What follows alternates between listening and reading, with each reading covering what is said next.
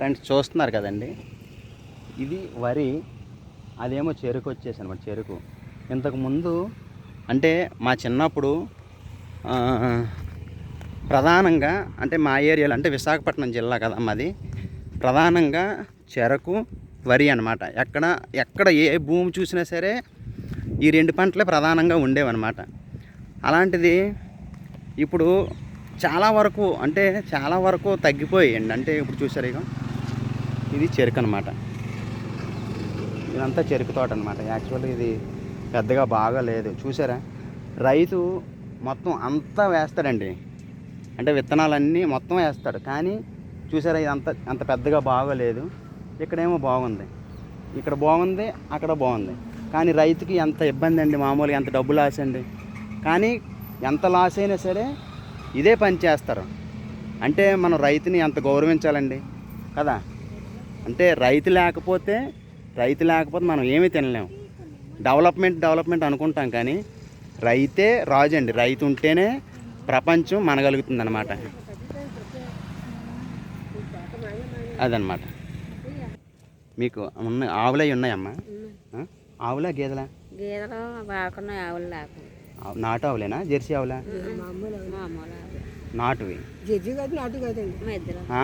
అంటే ఇప్పుడు ఏంటంటే జనరల్గాన అందరూ పాలు ఎక్కువ ఇస్తున్నాయి అని చెప్పేసి మనం, అంటే నేనున్న అలాగే చేస్తానేమో.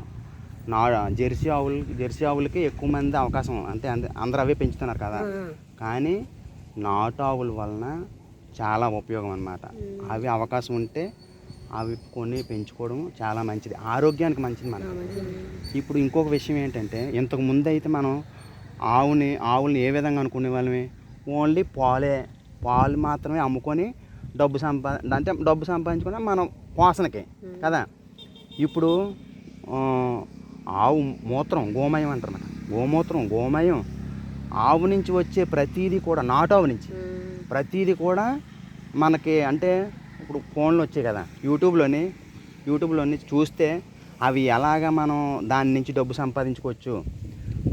ఇంతకుముందు ముసలైపోయింది అనుకోండి, ఆవు ముసలైపోతే అదే ఒట్టిపోయిందని చెప్పి దాన్ని ఎవరికి నరికేసే వాళ్ళకి అమ్మేసేవారు. కానీ ఇప్పుడు అవి కూడా ఒట్టిపోయిన ఆవులతో కూడా డబ్బు మనకి సంపాదించి పెట్టే అవకాశాలు ఉన్నాయన్నమాట. అంటే వాటి పేడ, మూత్రం, అంటే అంత డబ్బు టౌన్లో కొనాలనుకో అమ్మ, గోమూత్రం టౌన్లో కొనాలనుకో వాళ్ళు డబ్బు పెట్టి కొనాలన్నమాట. అలాంటివి కూడా ఉంటున్నాయి అన్నమాట ఇప్పుడు. మీ పేరమ్మా? లక్ష్మి. గురుగారు మీ పేరు? బావగారా? సరే అయితే ఓకే అమ్మా, థ్యాంక్ యూ.